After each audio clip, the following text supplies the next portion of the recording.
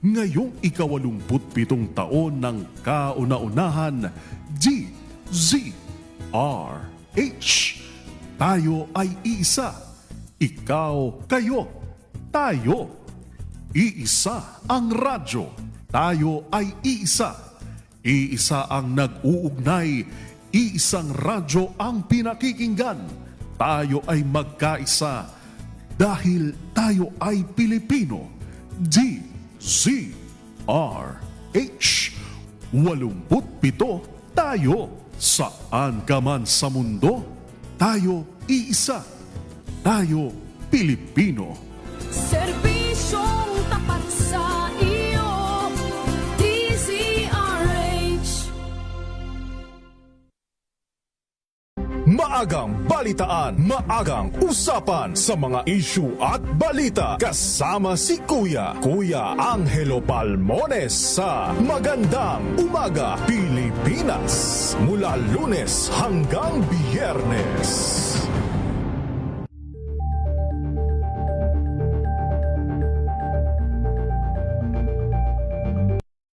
Mga balitang gigising sa inyong umaga. Mga balitang kailangan mong malaman. Mapapakinggan sa ACS Balita sa 2x2. Kasama sina Anthony Taberna at Jerry Baha. Lunes hanggang Biyernes.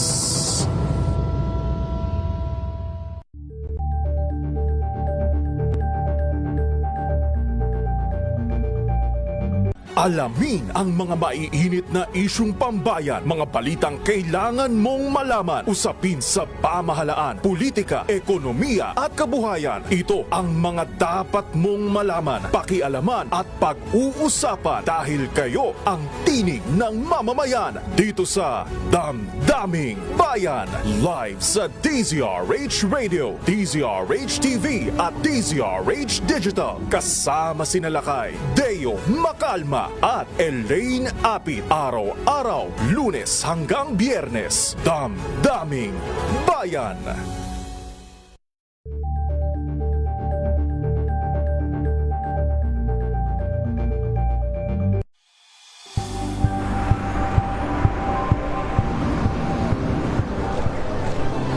Ating mga eksperto dito lang sa Expert Opinion. Ito ang The Better News. TNVS, trending and isang kwento, iba't ibang anggulo. Dito sa Point of View. Bawat pananagutan ating tatalakayin dito sa Hoy. Bawal yan. Pilipino, dito lang sa DZRH. Matchable entertainment and lifestyle. Ito ang MBC TV Network News. Una sa Pilipinas, una sa Pilipino. Angel po si Angelo Palmones nag-iiwan sa inyo na isang magandang umaga. Maraming salamat. Life goes on! Nine. Good morning, Lakay. Good morning, sister. At good morning. Magandang mainit na umaga. Angel po si Angelo Palmones nag-iiwan sa inyo na isang magandang umaga.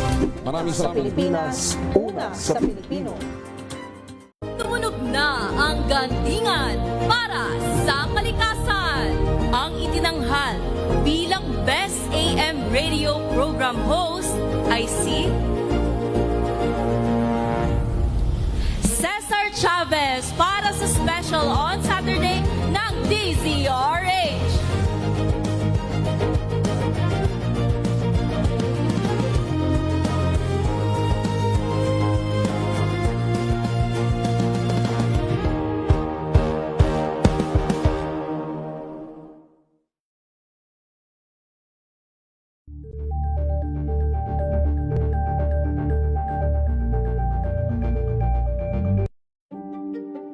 Buklatin ang mga pahina. Pakinggan ang boses ng lipunan. Tunghayan ang mga issue mula sa ibang katayuan. Nakakalungkot kasi deserve ba namin ng ganito? Na hindi nila alam kung ano talaga yung kanilang mga karapatan.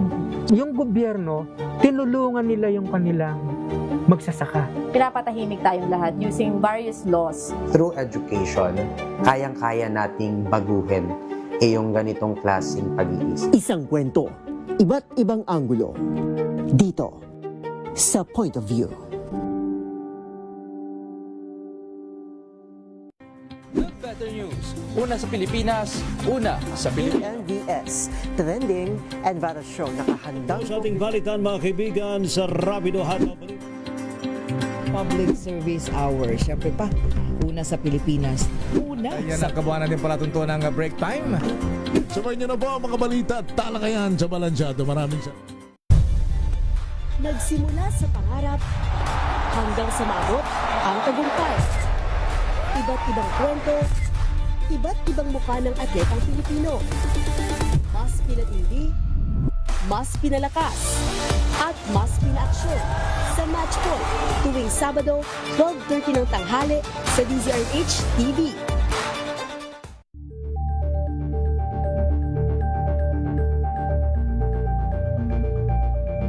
We've got you covered. From the hottest hits, exclusive interviews, kilig to the bones fan meet experience, and hataw performances of your favorite stars.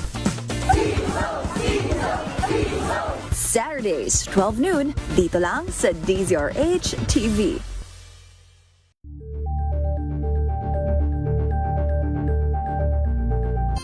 Ang dami-dami talagang mga sakit ngayon. Kaya para malaman kung paano ito maiiwasan at malulunasan, tayo na't makinig sa ating programang Lunas.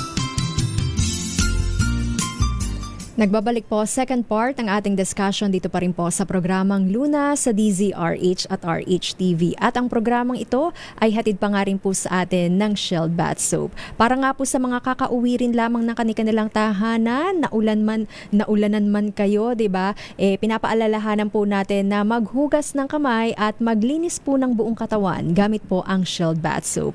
Ang Shield Bath Soap ay galit sa sakit at may malasakit at sulit na sulit gawa po sa atin ng ACS. Sa pagpapatuloy po, Dok, ng ating discussion, pinag-uusapan pa rin po natin pag-unawa sa mga panganib ng alternatibong paggamot sa cancer at mga dietary supplement. So, balikan rin lamang natin, Dok, na kung ano nga muna yung maaring kahantungan, or sabihin natin may pros and cons ang pag-take nga po ba ng alternative treatment or medicine? So actually ang pinakamalaking panganib ay ang sa pagpalit, no? Kung pinili ng isang pasyente ang alternatibong paggagamot kapalit ng standard treatment, ay yung pagkaantala, no, o tuluyang hindi pagsisimula ng tamang paggagamot. Sa maraming uri kasi ng cancer, napakahalaga ng oras. Ang cancer ay maaari sanang magamot habang maaga pa at ito ay para hindi kasi pwedeng lumaki o kumalat na sa ibang bahagi ng katawan na siyang nagdudulot ng hindi paggaling habang umaasa pa ang pasyente na parang hindi pa napapatunayang epektibo yung gamot, no? So kapag nangyari ito, nag-alternative, no, maaring una, mas maging komplikado ang operasyon. Kasi lumaki na yung bukol, no? Pangalawa, mangangailangan ng mas agresibong paggagamot. O pangatlo, sa ilang pagkakataon, hindi na magamot ang lubusan at lubusan na ang sakit, no? O kaya gumastos ng malaking halaga sa mga produktong walang napatunayang benepisyo at mawawalan ng tiwala sa mga doktor at sa mga paggamot, no, na may matibay na ebidensya. At bukod dito, maaari pang maapektuhan ang emosyon ng pasyente at ng kanyang pamilya kapag maraming magkakasalungat na impormasyon ang kanilang naririnig, mas lalo silang nalilito at nahihirapang magpasya. Okay. Pero based on your experience, Doc, bilang surgical oncologist, marami na kayong pasyenteng natugunan, diba? Nakaharap sa araw-araw. Siyempre may mga one-on-one talk kayo dyan eh, 'di ba? Na kung ano nga po ba yung best treatment para sa akin. May ilan na lalapit sa inyo, Doc, at sasabihin na baka pwedeng alternative medicine na lamang muna or treatment, 'di ba? Bilang ito yung afford ng pasyente. So ano po ba yung mga na-encounter ninyo? Nako, tama-tama ka dyan, no? Actually, minsan, mas mahal pa ang alternative treatment ng posibleng ganyan, no? May mga pasyenteng unang piniling uminom ng iba't ibang mga herbal products, supplements o sumailalim sa mga alternatibong pamamaraan dahil umaasa sila na mawawala ang bukol ng hindi na kailangan ng operasyon or chemotherapy. Pero pagbalik nila sa ospital, makalipas ng ilang buwan, lumaki na ang tumor o kaya ay kumalat na ito sa iba't ibang parte ng katawan, no? So hindi to mangyayari, hindi to nangyayari sa lahat ng kaso, no? Pero ang dahilan kung bakit paulit-ulit naming binibigyang diin ang kahalagahan ng maagang konsultasyon at agarang pagsisimula ng paggamot kung ito ay inirekomenda ng mga oncologists, no? So importante to na kasi nakikita ho namin, hindi ho basta-basta lang natin sinasabi na gano'n ang sitwasyon, pero nangyayari ho ito. In fact, almost every day, no, may pasyenteng sasabihin na or gano'n nangyari, nag-alternatibo muna. Meron rin ba kayong mga na-encounter, Doc, na dahil na-diagnose nyo, 'di ba, sasabihin na, Doc, eto sinubukan ko muna. Okay lang ba? Okay lang ba na ipagpatuloy, 'di ba? Kasi ipinakita na rin sa iyo yung produkto or sabihin natin yung mga ingredients, components ng product na 'yon. Well, nauunawaan namin, no, na ang pagnanais ng bawat pasyente na hanapin ang pinakamainam, no, na paraan ng para sa kanyang kalusugan. Pero gayon pa man, ang pinakamahalagang payo namin ay huwag ipagliban ang pagpapasuri at paggagamot, no, pagpupunta sa doktor. Kung nais nating gumamit ng herbal products o supplements, pag-usapan muna to sa doktor, no? Kaysa yung mauna muna yung herbal, magpakonsulta muna. Sa ganitong paraan, maipapaliwanag namin, no, kung alin ang maaring ligtas, alin ang walang sapat na ebidensya, at alin ang maaring makasama o makaapekto ng sa inyong paggagaling. So again, importante na mauna sana ang konsultasyon kaysa yung mga alternatibong gamutan. Pero papaano natin, Doc, para bang mako-convince yung patient, lalong-lalo na kapag torn sila, 'di ba, Doc, na hindi makapag-decide kung either mag-alternative medicine muna or yung sinasabi nating conventional or standard treatment? So, ito usually ang aming mensahe, no? Kasi yun nga, maraming nagsasabi na ganun, no? So sabi namin, kapag kayo o inyong mahal sa buhay ay na-diagnose na may cancer, normal lamang na makaramdam ng takot, pagkalito o pag-aalinlangan. No? Ngunit mahalagang na ang inyong mga desisyon ay nakabatay sa mapagkakatiwalaang impormasyon at hindi lamang sa mga nababasa sa social media, napapanood sa internet, o naririnig sa kwento. Makipag-usap sa inyong doktor, magtanong kung may hindi malinaw, at kung kinakailangan ay humingi ng second opinion. Pwede naman, no? Ang layunin naming mga doktor ay matulungan kayong makagawa ng desisyong ligtas, makatuwiran, at may pinaka magandang posibilidad na maging matagumpay ang paggagamot. Alam ko minsan naiisip, naku Dok, paano yung consultation fee namin or ganon? Ganon din bibili kayo ng alternatibo, edi may gastos din, hindi ba? Pero ang dami namang naming pasyente na pangkaraniwan naman consultation muna bago bigyan ng professional fee, hindi ba?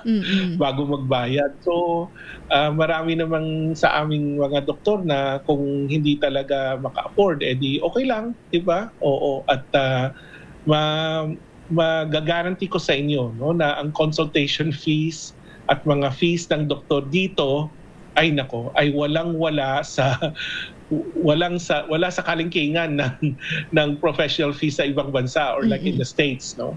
So hindi kailangan mag-alala doon, no? Kasi ang alternatibo may gastos din. In fact, posibleng gumastos pa ng mas malaki. Kanina nabanggit natin rin, 'di ba, Doc, na may mga produktong nagsasabing all natural, 'di ba? At sabihin natin siguro gawa sa gulay, prutas, 'di ba? So, eto ba, Doc, ay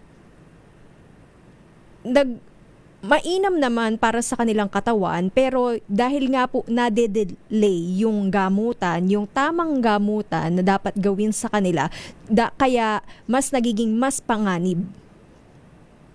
So, napakahalagang tanong mong yan, ano? Ang maikling sagot ay hindi dapat basta-basta uminom ng anumang supplement, no, nang hindi ipinapaalam ng inyong doktor o oncology team.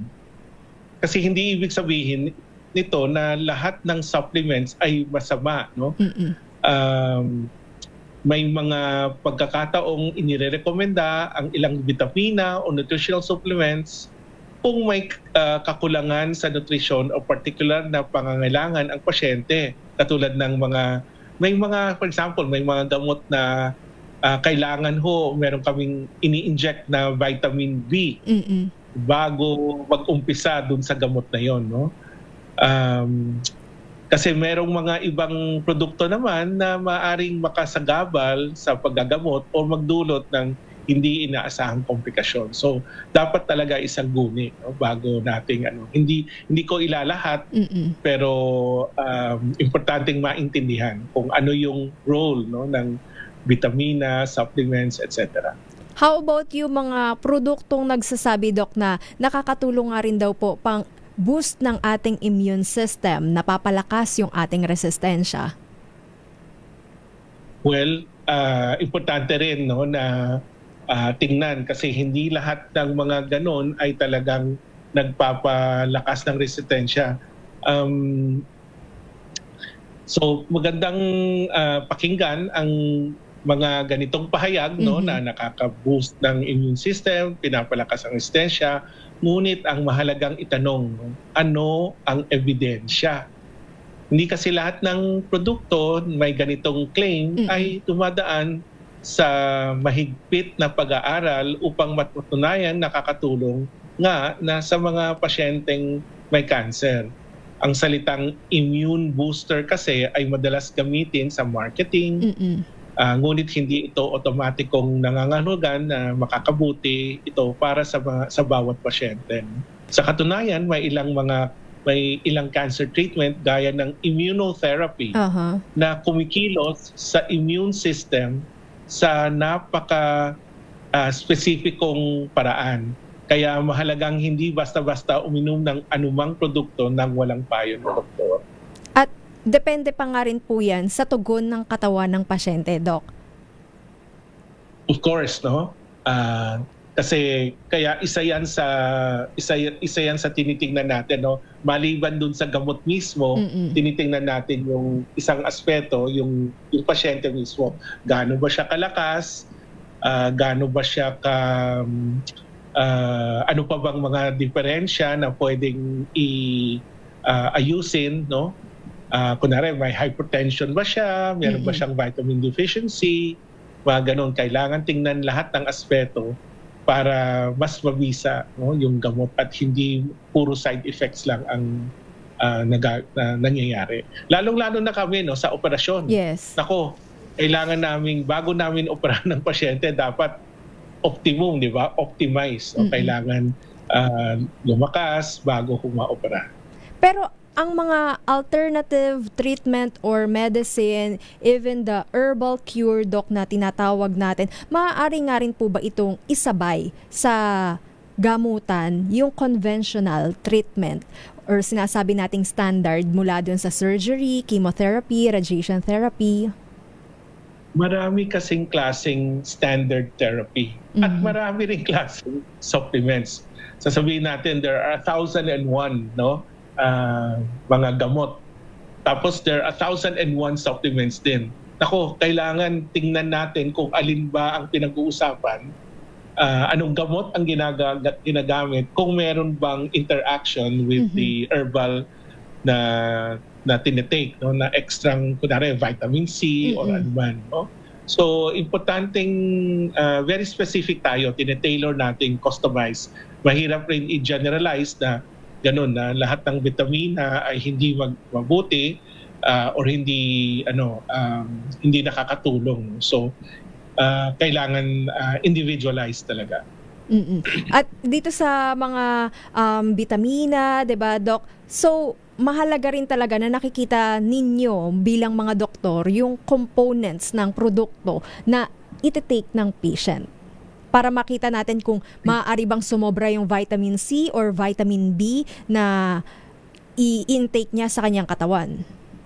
Correct. At kung meron talagang ebidensya na nagsasabi na ang vitamin C supplement ay nakakatulong or ang vitamin B supplement ang katulong. In fact, meron tayong eksperimento or isang study na nakita na ang vitamin C ay nakaka-block ng effect ng chemotherapy. Ibig sabihin, pinapalakas niya yung cancer cells. Tapos kung binigyan mo ng chemotherapy ay hindi mamamatay ang cancer. Kapag walang vitamin C sa medium, napamatay yung cancer cells. So, itong simple experiment napapakita na ang vitamin C supplementation ay hindi nangangahulugang mas nakakatulong. In fact, pwedeng makasama sa epekto ng gamot. Okay, balikan pa natin, Doc, iba pang detalye tungkol sa pag-unawa sa mga panganib ng alternatibong paggamot sa cancer at mga dietary supplements sa ating pagbabalik dito pa rin po sa programang Lunas sa DZRH at RHTV. Oras natin 15 minutes after 8 in the evening.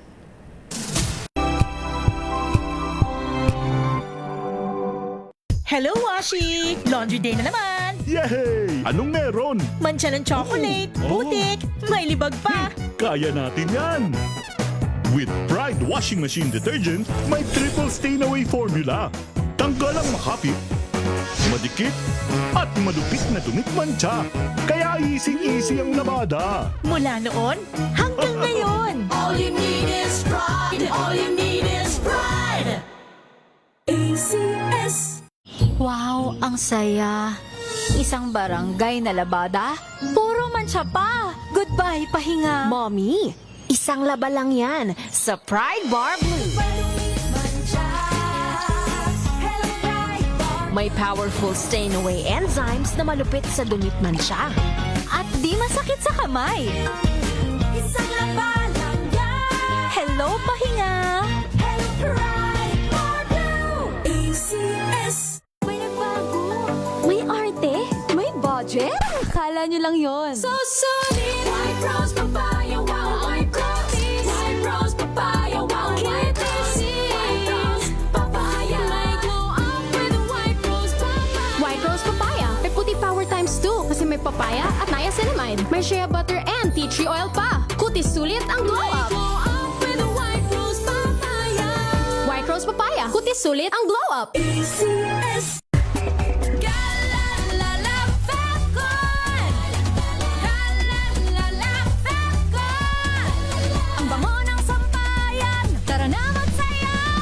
Fabcon, amoy nakaka-joyful.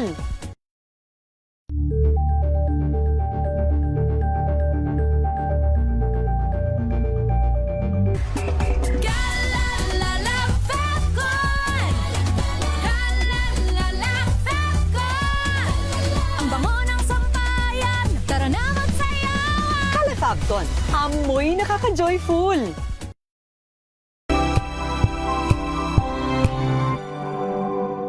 Hello, Washi! Laundry day na naman! Yay! Anong meron? Mancha ng chocolate, putik, may libag pa. Kaya natin yan! With Pride Washing Machine Detergent, may triple stain-away formula. Tanggal ang makapit, madikit, at malupit na dumit mancha. Kaya easy-easy ang labada. Mula noon hanggang ngayon. All you need is pride. All you need is pride. ACS. May nagbago. May arte. May budget. Akala nyo lang yon. So solid. White Rose Papaya. Wow, White Rose. White Rose Papaya. Wow, White Rose. White Rose Papaya. May glow up with White Rose Papaya. White Rose Papaya. May puti power times 2 kasi may papaya at niacinamide. May shea butter and tea tree oil pa. Kutis sulit ang glow up. Glow up with White Rose Papaya. White Rose Papaya. Kutis sulit ang glow up. ACS.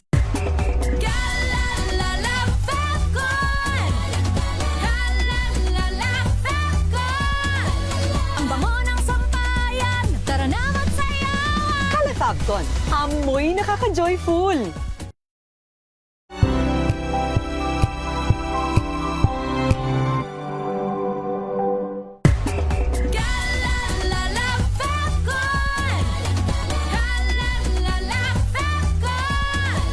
Ang bango ng sampayan. Tara na magsayawan. Calefabcon, amoy nakaka-joyful.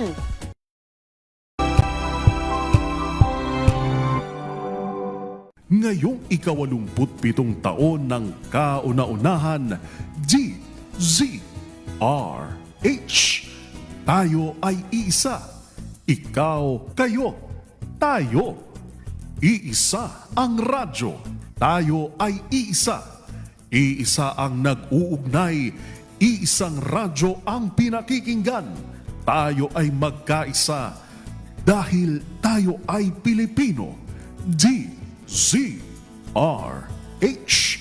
87 tayo. Saan ka man sa mundo, tayo iisa. Tayo Pilipino. Serbisyong tapat sa iyo. DZRH. Tumunog na ang gandingan para sa kalikasan. Ang nagkamit ng parangal bilang Best News Anchor ay walang iba kundi si Angelo Palmones ng Magandang Umaga Pilipinas, DZRH Radio 666 kHz.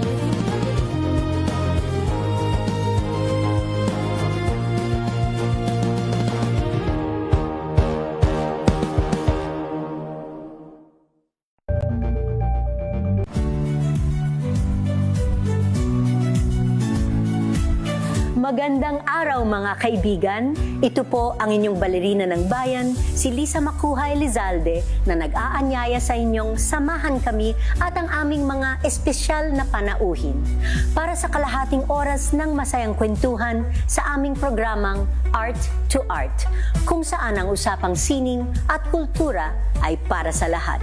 Huwag kaliligtaan, tuwing linggo, alas 3:30 ng hapon, dito lamang sa DZRH Radio, DZRH TV, at via online streaming.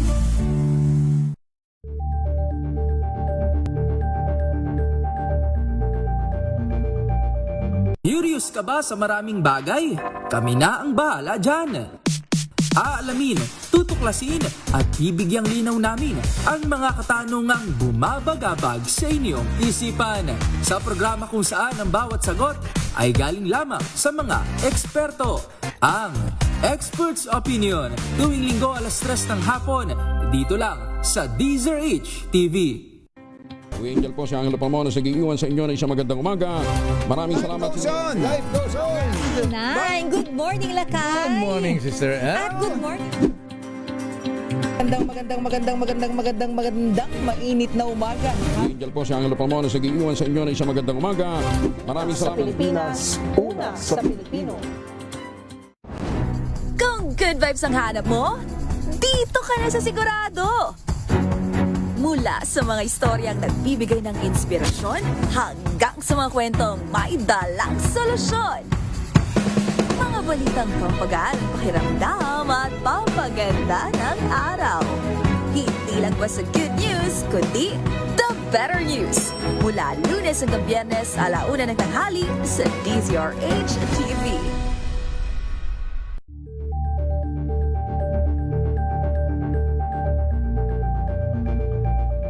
Sa pagbabalik tanaw sa 87 taong legasiya ng DZRH, napagtagumpayan na ng kauna-unahang himpilan ng radyo sa Pilipinas ang iba't ibang pagsubok, kabilang na ang bangungot noong panahon ng ikalawang digmaang pandaigdig.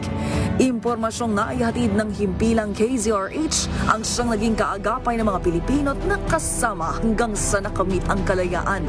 At nang muling mapas sa kamay ng mga Pilipino ang kasarinlan, nagbukas din ang panibagong yugto para sa himpilan.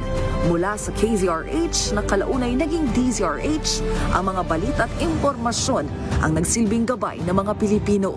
Naging hudyat ito ng panibagong simula at Cure. Kaya para sure, atin ang pakinggan ang palatuntunang pangkalusugan. Lunas! Lunas! Nagbabalik po last part ng ating programang Luna sa DZRH at RH TV. Kasama pa rin po natin Dr. Marco at kapartner pa nga rin po natin ang Shield Bath Soap. Muli para nga po sa mga kakauwi rin lamang na kanilang tahanan, ugaliin pa rin po na maghugas ng kamay at maglinis po ng buong katawan gamit po ang Shield Bath Soap. Ang Shield Bath Soap ay galit sa sakit at may malasakit at sulit na sulit gawa po sa atin ng ACS. Sa pagpapatuloy po, Doc, ng ating discussion, may tanong rin lang si Melvin. Sabi niya, Doc, ang ibig sabihin po ba ng salitang malignant ay cancerous? Benign naman po kung hindi cancerous. Tama daw po ba, Doc? Tumpak.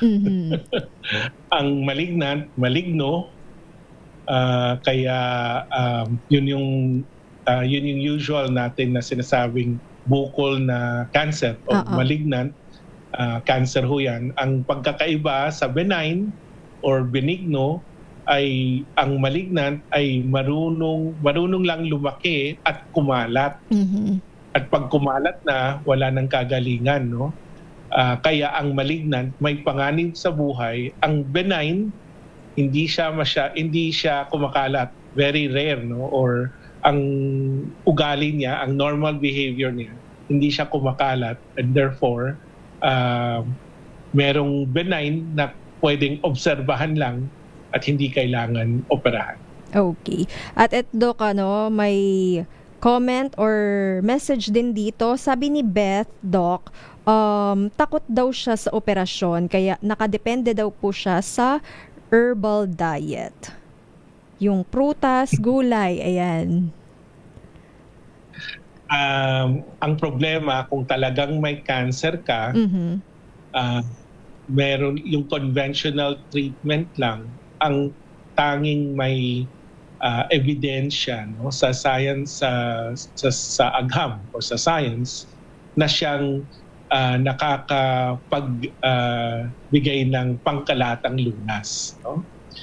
On the other hand, sa kabaliktaran naman, ang alternatibo or mga herbal medicine ay walang patunay na nakakagaling, no, ng anumang cancer. Kaya nga merong diyang yung mga ang label, di ba? No approved therapeutic claims. Sa Tagalog, mahalagang paalala, ito ay hindi gamot, hindi ito nagpapaiwas or nagpapagaling ng anumang sakit. So, kung wala kang cancer, no problem, no? Kasi supplement lang naman siya. Pero kung may cancer, kailangan talagang para gumaling, no? Talagang kailangan mapalagay, no, sa mga conventional treatment like surgery. Hindi naman lahat ng cancer kailangan operahan, no? Or mga gamot na pwedeng gamitin. Okay. Sabi nyo nga, Doc, diba, may mga produkto na nagsasabi nga pong hindi ito gamot at hindi maaaring makapang-iwas o gamiting panggamot sa anumang uri ng sakit. Pero may mga produkto rin, Doc, na nagsasabing nakakatulong nga rin daw po ito para lumiit yung tumor o di naman kaya pinapatay yung cancer cells. Ano ba yung masasabi natin tungkol dito, Doc? well, dapat maging maingat ang publiko no sa mga pahayag na ganyan, no. Kung ang isang produkto ay nagsasabing kaya nitong gamutin o pagalingin ang cancer, mahalagang itanong natin. Isa, may nailathalang scientificong pag-aaral na ba tungkol dito? No? Pangalawa, nasubukan ba ito na ayos sa clinical trials? No? And number 3, inirekomenda ba ito ng kinikilalang gabay sa paggagamot ng cancer? Kung wala ang mga ito, hindi dapat basta maniwala sa mga testimonial o advertisement lamang. No? So, importanteng manuri, no? Or mas discerning tayo para hindi malagay sa panganib. Okay. Last message na nga rin lamang po natin, Doc, para sa mga bagong na-diagnose na may cancer o sabihin natin may mahal sa buhay na kasalukuyang nagpapagamot laban nga po sa cancer. So ito ang pwede nating sabihin, no, as huling mensahe siguro na kasi itong pinakamahalaga, no, na ang pag-asa at ang scientificong ebidensya ay dapat magkasabay. Napakalayo na ang narating natin sa paggagamot sa cancer dahil sa maraming taon na pananaliksik at pag-unlad ng medisina. Maraming ng uri ng cancer ang mas nagagamot o mas nakokontrol kaysa noon. So kung kayo ay nag-iisip na gumamit ng herbal medicine, dietary supplements, o anumang alternatibong paggagamot, huwag ninyo itong ikubli sa inyong doktor. No? Makipag-usap ng bukas sa inyong healthcare team upang makagawa kayo ng mga desisyon na ligtas, makatuwiran, at naayon sa inyong kalagayan.